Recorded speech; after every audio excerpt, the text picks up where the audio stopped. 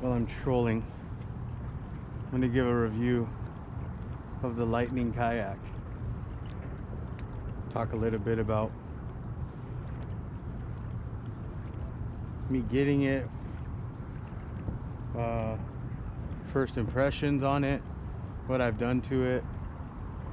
So I was looking for a kayak. Me and my buddy were talking, and it was right in the middle of the COVID, right? So it's nearly impossible to get a kayak new from a shop. They couldn't keep them on the shelves. So I didn't want to wait 8 to 12 weeks. I wanted to fish now. Or back in July when I got it. So I called around. I didn't even know which kayak I wanted. I just knew I wanted something with pedals.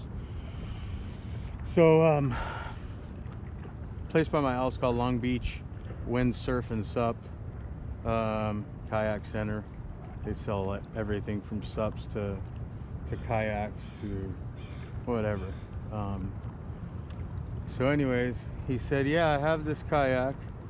It's a Lightning kayak, pedal driven, kind of like a Hobie. So I looked it up. It looked sick when I first saw the pictures. I was like, dang, this is a cool looking kayak. Even when I went to go see it at the shop, it was nice. Beautiful kayak. And I still think it's a beautiful kayak. So I found the video about the big dude talking about the water getting in the hole on the deck. I didn't see that video until after I bought the kayak. That dude apparently was about 300 pounds.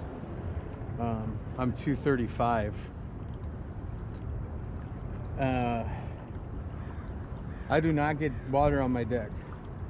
The only time I get water in my deck is if I go up to the front hatch, which I never ever do, and when I stand up, which I never really do.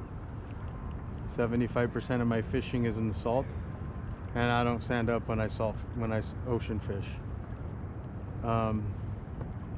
In the freshwater, I might stand up to stretch, but even then, I don't really stand up much. There's more of a higher probability of falling in, no matter what kayak you're in. So I just sit my butt down. But it's stable. This kayak is extremely stable. I've taken it in some pretty, I wouldn't say crazy conditions, but definitely able to test its seaworthiness and how it handles in chop. It's stable in the ocean. Been in 3 to 6 foot swells, no problem. Handles great. The guys I fish with all have Outbacks, and I've always been right next to them. The only thing, like this kayak was not designed for the ocean. It was designed for ponds and lakes and rivers and stuff. If it is really windy and choppy out there, and you're coming up against a head sea,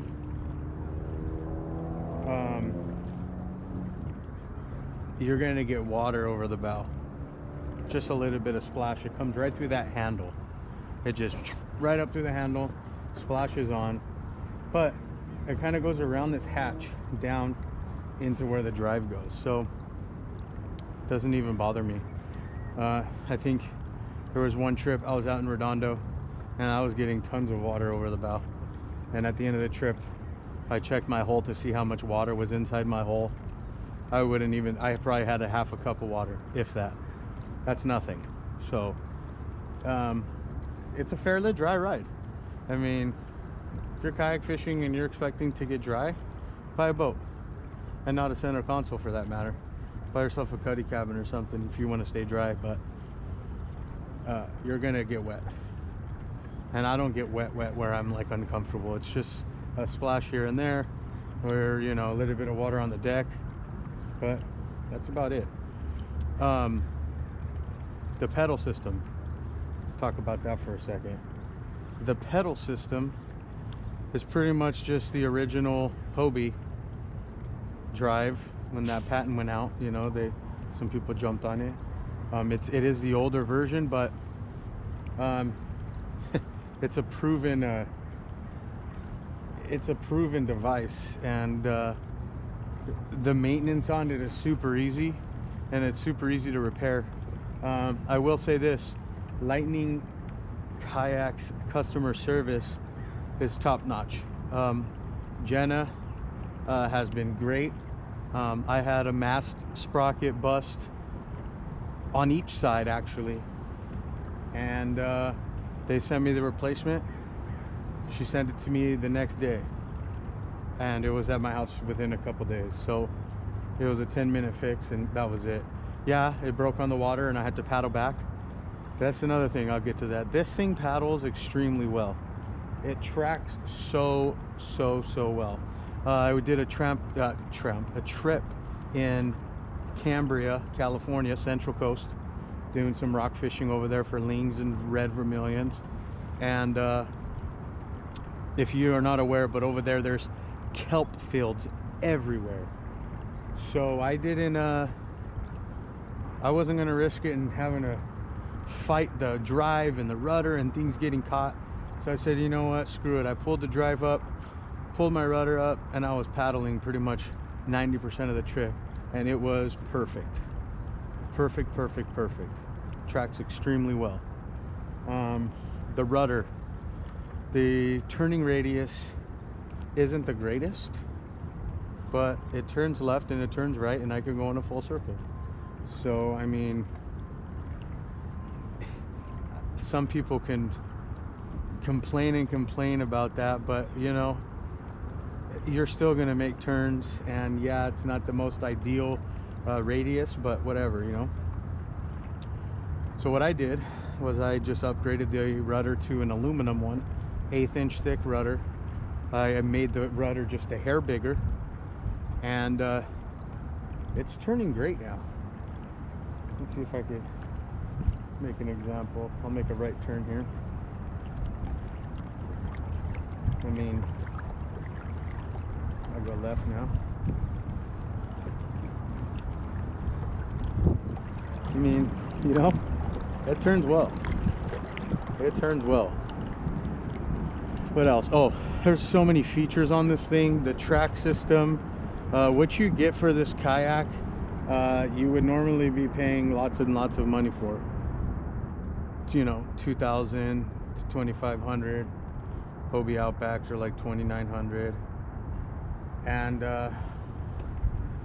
the guys that I fish with, their Outbacks, they love the look of the kayak. They think it looks sweet on the water. They see how stable I am on the water, and they're impressed. So, and I'm not doing it like, oh, Hobie. I love Hobie, and I would still buy one to this day. But there's just a lot of smack talk and a lot of hatred towards Lightning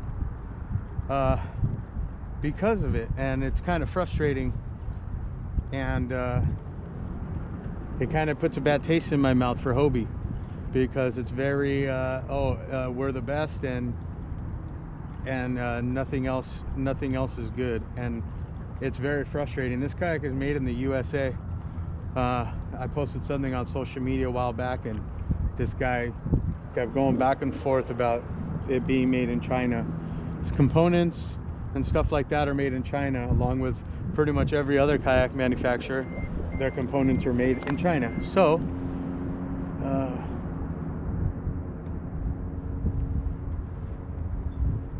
sorry, I had to move real quick.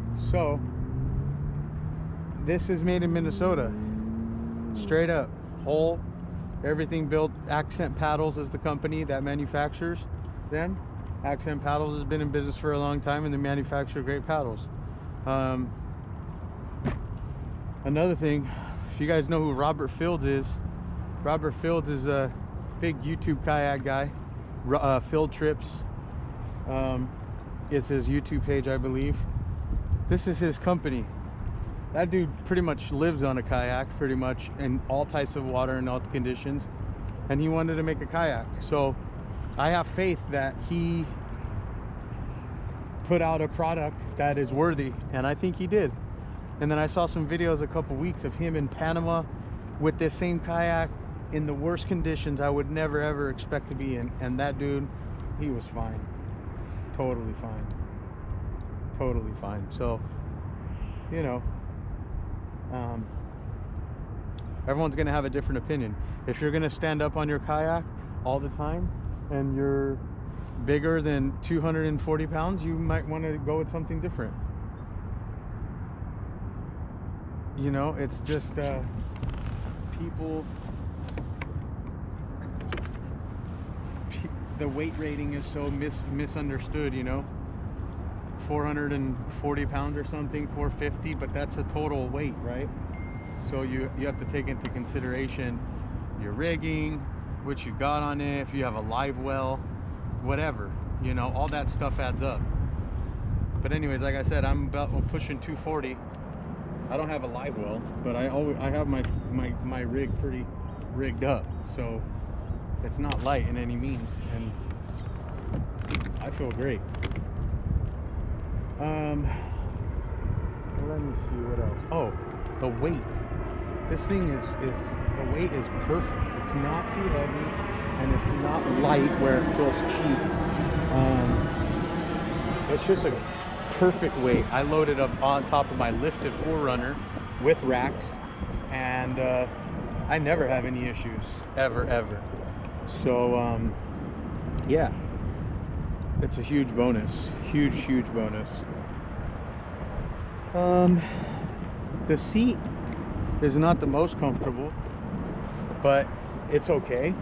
I go on 6 to 8 hour trips and I'm okay. I'm a little sore after, but who wouldn't be from sitting on a chair for 8 hours, right? So I just put this wheelchair pad. Shout out to Pancho Ortega. Pancho, if you guys haven't checked him out, Pancho's Coastal Kayak Fishing Adventures. He's on YouTube. He's got some good content on there if you go check him out. But he's the one who did this wheelchair. It's like a 4-inch thick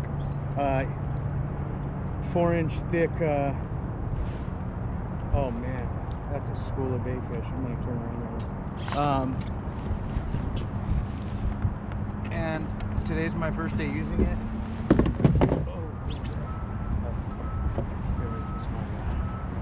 Today's my first day using it, and it is a game changer. Straight up game changer. That's all I have to say. Nothing else. It's a game changer. I feel way better already. More comfortable than I've ever felt on this kayak. That's a huge plus. Huge plus. Alright.